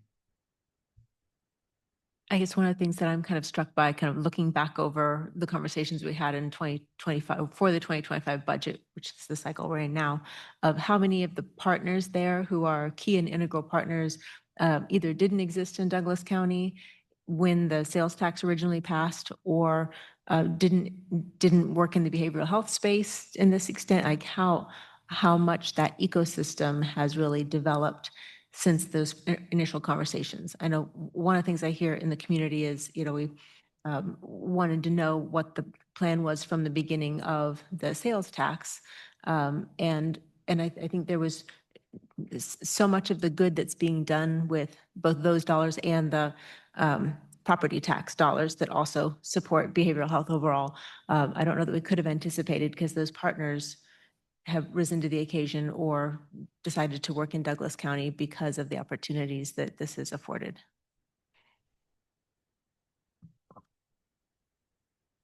In the how we get there, part of the presentation, how will the partners be elevated and described? It's a good question. Let me think about that more and get back to you. Okay, because that's really where the majority of my questions came from. Because if they are tied to the chip, Hmm? how do we know they're tied to the chip? Because if the whole point is to fund them specific to their strategies and objectives based on the chip, but we don't see them in the chip. And if people have the chip and they don't see the partners present in the chip, they don't really know that they're truly engaged with the chip, the community health improvement plan, unless they're in a meeting. And so, or they listen to this session. But if they actually pick up the chip, the community health improvement plan, the document itself, and they see that Heartland, Burton Ash, RADAC, right? They see the partners present in the strategies, the priorities, the prevention, the actual objectives. They see their name called out. Then they actually know who's doing the work, who's at the table, and why they're being funded.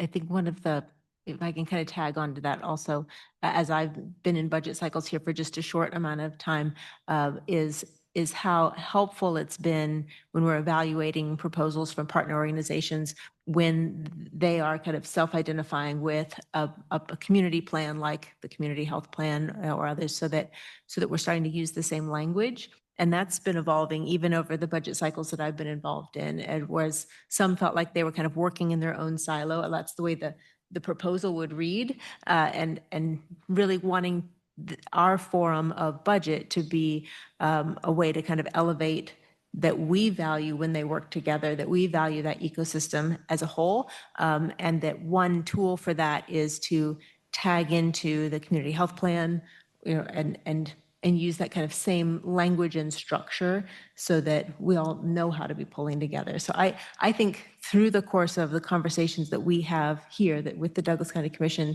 during the budget cycle really helps to move that forward. And I think it's been hard for some of our partners to figure out how to collaborate, healthily across that, but I've seen a lot of growth there too. And one thing I will offer is I think we've learned a lot about collaboration and what the challenges are and what the risks are. And one of the things I will say is that we've had tremendous support from our partners, and we've had partners step up and say, we would like to lead, we would like to convene, we would like to be the primary partner here. And in some cases, that work has materialized. And in other cases, it has not materialized. And so there's questions sometimes we hear from agency leaders of who owns this. And that's a very good question. But I'll take you back to no one agency owns one piece or another. So under those 6 priority areas, we strove as a steering committee to try to put at least 2 partners together in owning the responsibility for convening. So for example, what I was saying in the improving access to care, it's Burton Ash and Heartland. With zero suicide, it's public health and headquarters. Things happen, over the course of a year or 2, people move to one agency or another, and it was really that person who had the energy to keep the work moving. And so it's a challenge, and so I would caution, I think it's about striking the right balance between agencies stepping up and claiming responsibility to exercise leadership and convene collaboratively, and then being ready to make adjustments when that doesn't play itself out in the way that we anticipated. Over the course of 5 years, that can change quite a bit. It's something we've learned. Agreed. Yeah. So I think we've got to thread the needle, and it's always great when we have long-term partners who have been working on this since we started, who can sort of see the trajectory. And I appreciate all the work that's been done, the collective impact that has, been present to date. And it does take a lot of agility and pivoting. But I think transparency is also so important. And even when partners need to step back, right? And they maybe do not have the capacity to lead anymore. And then another partner steps up and says, I do have the capacity to step in and take that role. and then they can then, be elevated to that particular place. One of the things, an example of an observation I would say is, so I said, headquarters was really leading in the suicide prevention work, but public health had the data analysis capacity, and then there was a lot. LMH is actually really one of the leaders in this community at implementing suicide care pathways, not just in the hospital, but in their care clinics. And that is because of the leadership of a person who's in that role at LMH, kind of driving that bus in a way that wasn't happening three years ago. So it evolves and it changes. And I think the challenge for us is to make sure that we elevate and celebrate the folks that are leading at the time and be prepared for transition. Thank you. Appreciate the dialogue. Commissioner Anderson, I might offer also something I think, well, a couple of thoughts. One, I would say, I do think this presentation that we received and the current framework by which the county commission and staff and community partners have worked together to sort of make sense of these behavioral health funds as we've combined the property tax dollars that had been allocated with the sales tax dollars that have been generating in recent years, and learned what the capacity and possibilities were, and being able to, as Bob has highlighted so much, really take a collaborative approach and sort of a constant collective assessment amongst those providers, new ones as they come on, into the community, to understand where the needs aren't being met and how to address that, and when and how to course correct or make adjustments and pivots, as we've been discussing. So I think that this behavioral health fund and the way that Bob has worked with partners to really figure out some framework and structure for this has been helpful on a larger level, at least from my perspective, for the county commission in thinking about the budget in a more sort of holistic and nuanced way, to be able to understand and thread that needle throughout different conversations about sending the message regularly that the county commission is interested in understanding how partners collaborate together, how they pool their resources and skills, and the opportunities to partnership in a way that really bolsters access to service and all these, and prevention, all these things that we've really prioritized. So I'm hopeful that we'll continue to fine tune that, and it's also informative for us in sort of all the other funds or areas of funding that we do with our community partners. And I think, so that's one thought I had. And the other thing I do want to say is I would want to caution us from being too focused on trying to tie everything across our funding to the CHIP. I think for a couple of reasons. One, I don't want us or community partners to get too bogged down in that question of who owns what area or responsibility. I want there to be collective ownership of that and collective shared responsibility, and really that it's to the point of it being a community-wide plan, and it is a plan that's being developed by a whole spectrum of entities and interested stakeholders who are giving of their time and lending their knowledge to that it is, in my opinion, meant to be broad-based and really identifying some specific goals and objectives that we know can help us create and sustain a healthier community for our residents, and that the content of those goals and objectives and our jobs as county commissioners, as city commissioners, and all the other parts of Douglas County, and the community partner leadership and frontline workers are able to identify which ones are relevant to the work they do, and what piece of the pie, I suppose, they can own and that they can participate in contributing. I want to caution us from going down the path of trying to sort of ascribe certain goals or objectives and the responsibility to sort of pursue those or provide certain services related to those to certain partners. I think that is so iterative and constantly evolving. So much of that has been exhibited in the presentation we got tonight. That I feel a little nervous about us potentially trying to make too many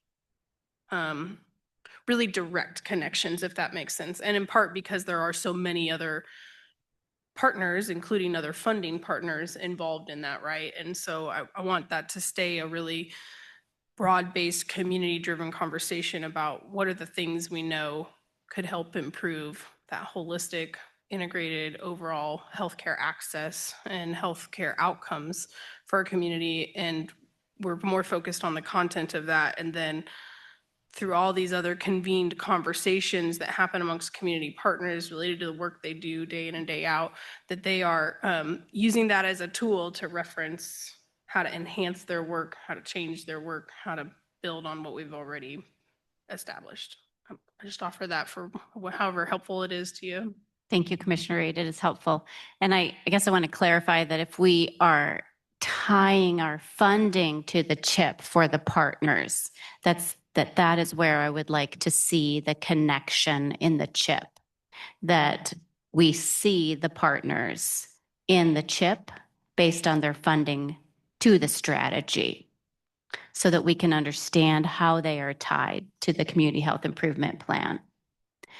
But yes, absolutely want to see the other, right? The other community partners and how they fit into the overall strategy, because I want it to be that absolute, that it is a community plan, but those that are actually funded to do the work want to see how they fit into the overall strategy and the work that they're doing so that we have that transparency at the local level so that people understand how the behavioral health dollars are actually being used and attributed to the various strategies. And when we actually get to the point of the next iteration of the dashboard, that we're able to see how those dollars are being utilized based on the community health improvement plan. And we can see those outcomes based on the dollars that have been spent. And over time too. Cost of care, utilization, trends, what we've reduced, zero suicide, attached to dollars that have been spent. I mean, there's all sorts of different ways that we could actually showcase on a dashboard how we have improved outcomes across the county based on dollars that have been spent and Yeah. healthcare. And one thing I would say is I think this is a good moment or season or time to elevate some simple things that we now know have changed. So one thing that has changed is that the work we have done has collected, it's hard to show causation, but there's a correlation between the work we've done in this space and the number of people who go into the emergency department in a behavioral health crisis. That has declined by 27%. We think that the actual number of people booked into the Douglas County Jail has declined by 33%.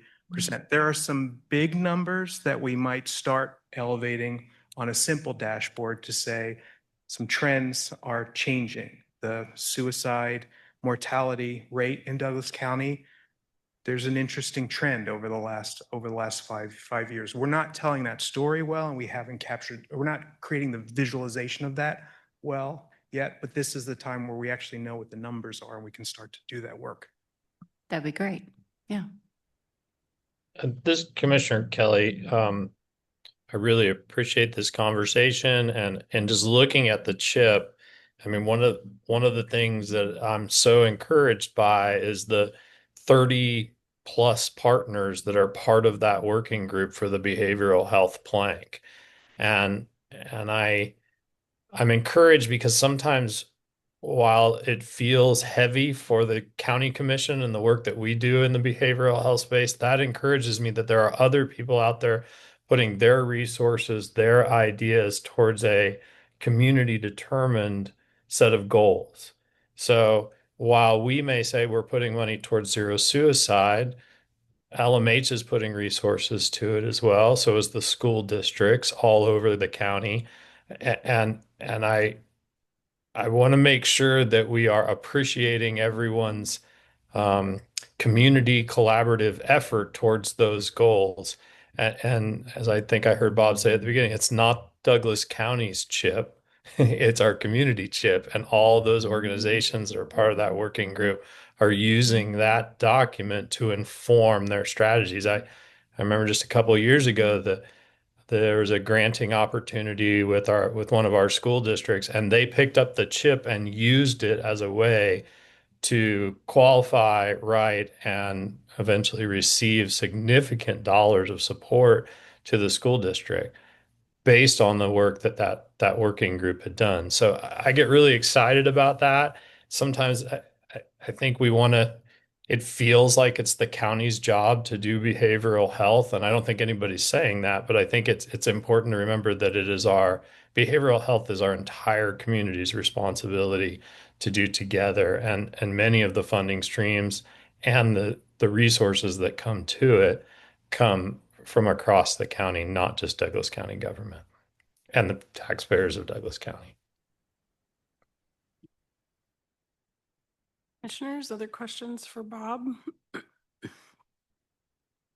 Okay, seeing none, thank you so much for that presentation, Bob. We'll go ahead and open this item up for public comment. If there's anybody who would like to provide public comment on this item, we welcome that. Please, just a reminder, please state your name and residence for the meeting minutes. That will be very helpful. I see somebody standing, so you can kick it off first, John.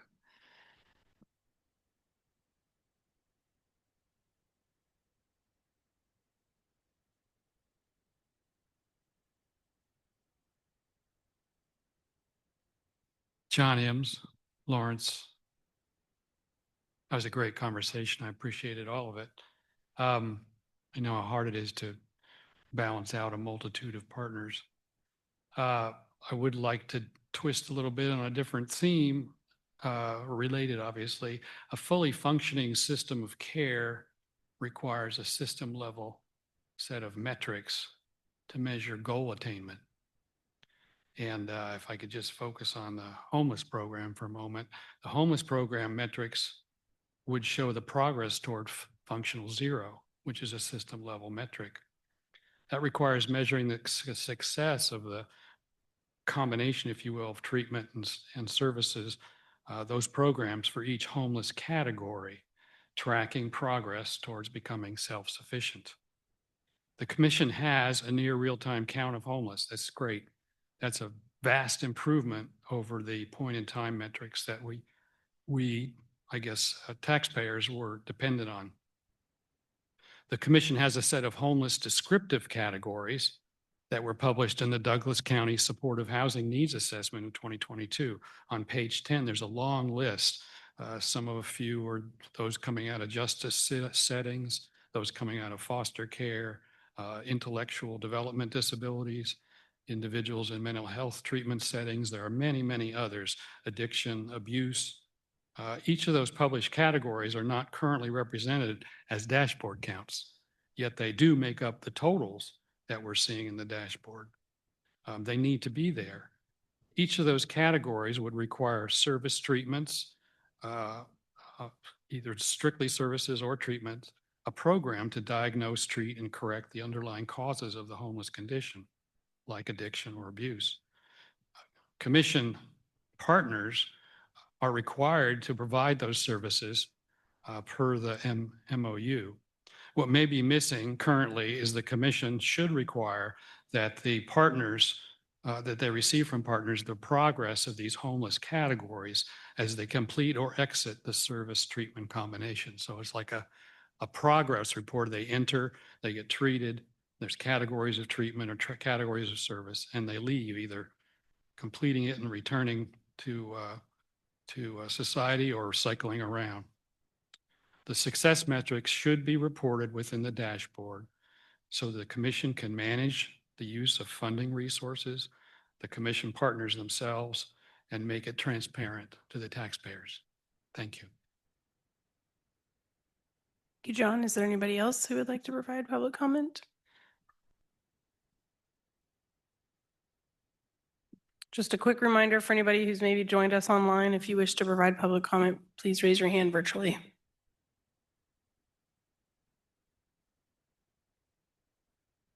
Hi, Patrick Schmitz, Lawrence, Kansas, Burt Nash. I just want to take a moment to sincerely thank Douglas County Commission and staff for your generous and ongoing support of behavioral health services through both the property tax and behavioral health sales tax.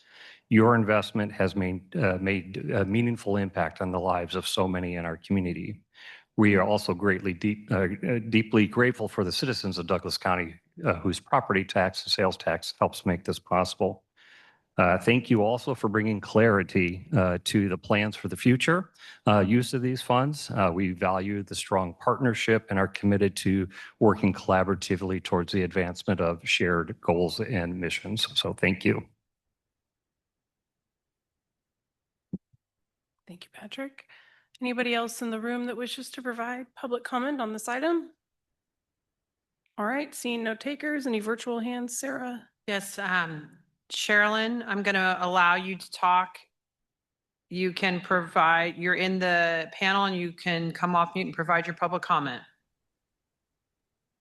Can you hear me? We can hear you. Okay, one thing about homelessness and something I observed in the past is that when people would relapse on drugs or alcohol, they would be excluded from services.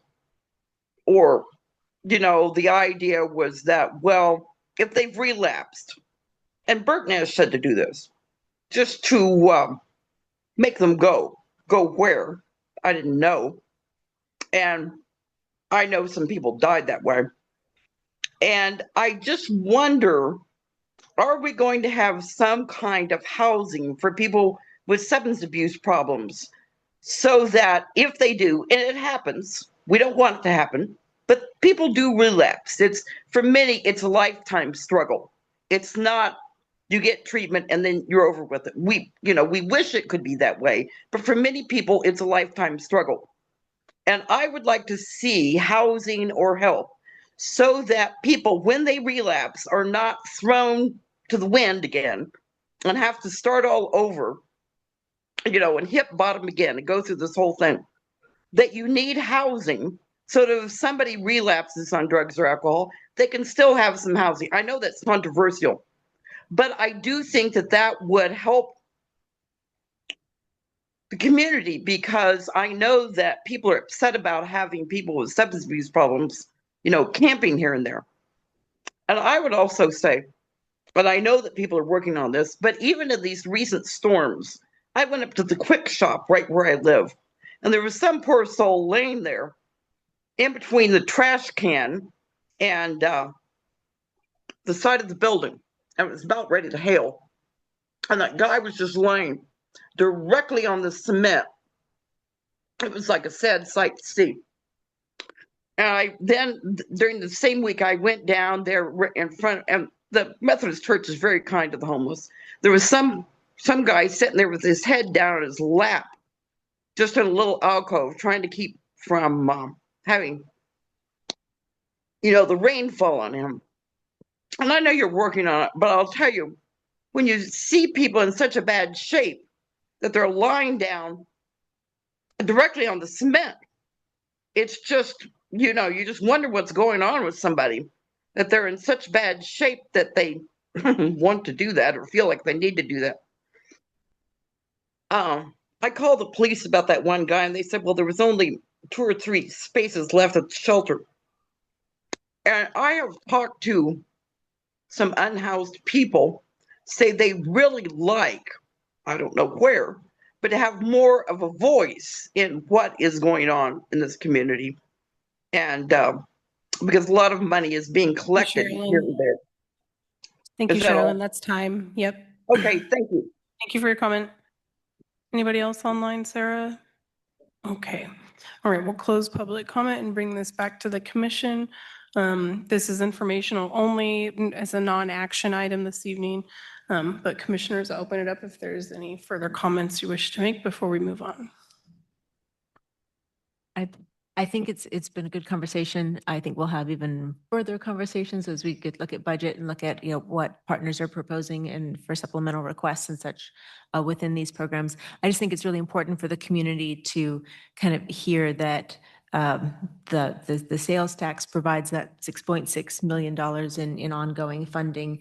And if we were to charge all of our behavioral health budget against that, it wouldn't fit. Like that we spend that and more because of the $5.5 million that is also coming from property tax dollars that continues to fund this work also. So I think that's a good conversation to keep having in the community about what is the right level of funding that they'd like to see. I know it was certainly a matter of healthy debate that we had in the budget session last year to move some of those projects from the property tax mill levy into behavioral health sales tax. And I think those are just conversations we need to kind of keep having in the community, if that is an idea that's supported, and then lowering mill levy, or if that increase in services is, which we also are still increasing services through that behavioral health sales tax too. But that's just, there's a balance there of what is the amount that people want to see spent. I also think one of the take homes I'd like for people to know is that we have a really high standard for financial accountability for our partners and for the dollars that get spent, and moving from kind of a more, open with those dollars to really needing to kind of pull back and getting organizations to comply with outcomes and metrics so that we have that accountability. So both the financial accountability and also for outcomes. Not every proposal that comes here gets funded. We really try and look at, what is sustainable, what are sustainable projects. I would say, and this is just kind of an opening for the conversation when we have at budget time, that I'm very supportive of operational funding coming from ongoing funding sources, from that, ongoing funding that we have through the behavioral health sales tax or from the mill levy, and one-time funding coming from one-time sources like the capacity that we have in that fund balance for behavioral health.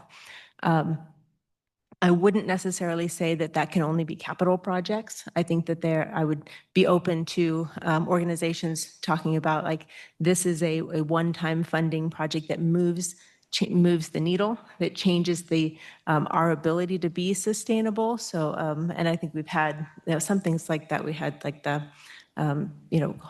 hosting a conference that gets our partners back talking together, or I don't want to say like specifically what that would be, but I'm very open to those requests also, to say one-time dollars used in this way puts us in a position to be more sustainable for our operations in the long haul.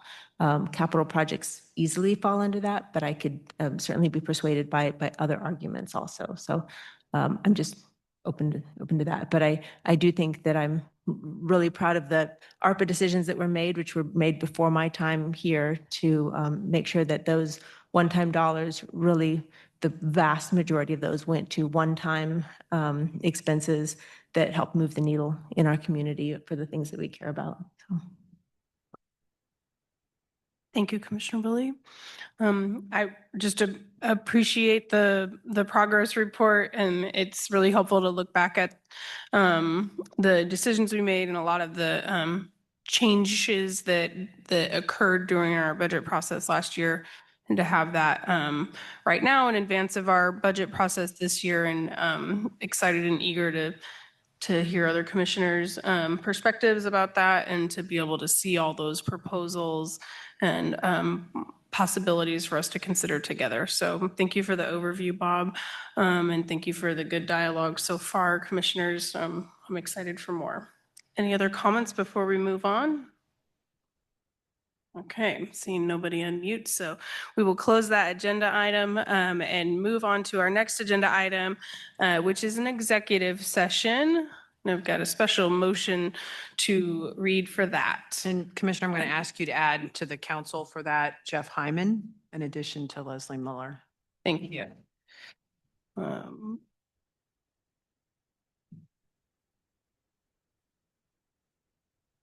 Okay. I move that we recess into executive session to discuss potential litigation. The justification is for consultation with legal counsel, which would be deemed privileged in the attorney-client relationship. Attending the executive session will be legal counsel Leslie Miller, Jeff Hyman, Douglas County Counselor John Bullock, Douglas County Sheriff Jay Armbruster, and County Administrator Sarah Plinsky. No action will be taken during executive session. We will return to our open meeting in this room 30 minutes from now, which will be 8 o'clock. Can you add LaRonda Rome? And the executive session will also include LaRonda Roan. I second. Moved and seconded. All those in favor? Aye. Thank you. We'll return here at 8 p.m.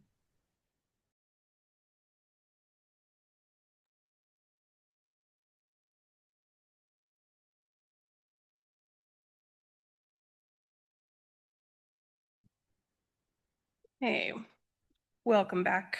For anybody who is still with us online, we are back and our executive session is concluded and we will move on to the appointments section. I failed to check our memo ahead of time or our emails from Sarah. Commissioners, do we have any top of the mind appointments this week? I think there was We have one one from from Food Connie. Policy. Yeah, from Yeah. the Food Policy Council. Mhm. Anybody have that pulled up and we want to move? Yeah, her name is Andrea Walker.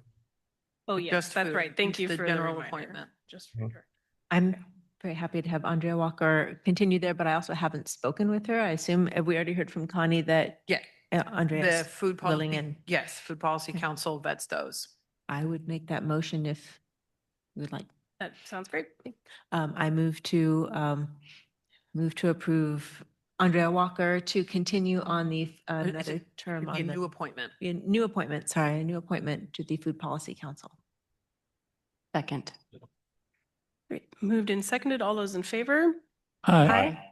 Great. Thank you so much for that reminder. And with that, we will move on to Commissioner Miscellaneous, Administrator Miscellaneous, and start with Sarah's memo. Thanks, Commissioners. An updated memo is attached to your agenda packet. I wanted to clarify, we had some miscommunicated dates related to the 9th Street Missionary Baptist hosting their groundbreaking ceremony. So it's on Monday, June 23rd at 5:30. We will notice it, but just want to, if commissioners can attend, that's a project that we funded through our behavioral health sales tax. The city and the county are hosting a friendly head-to-head competition for Battle of the Branches for a blood drive coming up. So if you're interested, sign up for the right team. And then we do have a judges lunch coming up on July 1st. And I wanted to let you know too, Jill has been working with tenants to homeowners in Peasley to perhaps arrange a personalized tour for commissioners for some new supportive housing units that were developed in partnership between those two organizations funded by county ARPA dollars. So take a look at those and let us know if you're interested and you can attend. If not, if you're interested but can't attend, and we need to try to find more dates. Commissioners, next week we have a work session at 4 on the Public Works Pavement Maintenance Program. So we will be here at 4 o'clock, and that's all I have for you, commissioners. Great. Thank you so much, Sarah. Any questions for Sarah or any other business for the good of the order, commissioners? Yeah, I had a topic I wanted to bring up. Currently, Haskell Indian Nation University has a budget of about $37 million a year. All of the Department of Interior post-secondary tribal education currently is at $183 million. And the proposed budget for next year for all of them is $22 million. So they've cut the budget roughly 92%. And if something doesn't change, that would mean Haskell would have a budget of about $3.5 million, and it can't operate on $3.5 million. Anyway, I had a meeting on Sunday with a little group of friends of HINU, and we scheduled a talk with one of Senator Moran's staffers, and they're arranging a Zoom conference with more of his people to talk about this. But both he and Tracy Mann have been talking to other reps and senators, and this is not part of the big, beautiful bill. This is just in the routine Department of Interior budget, or lack of budget, as I would say. Anyway, the group I'm a part of was wondering if the county could send a letter in support of restoring more adequate funding so that Haskell can remain a part of the community. Thank you for that, Commissioner Dorsey. I appreciate a little bit more detail that you've been able to glean. I read that news too, and I certainly think, I mean, I like the idea of a letter if that feels helpful, and from the group's perspective that is working to talk with our federal legislators, if we can be supportive in that way, I think it makes sense to me, especially given the letter we had sent previously in this year, and I know some other conversations that commissioners have been having with different legislative offices. So I'm definitely supportive of that idea.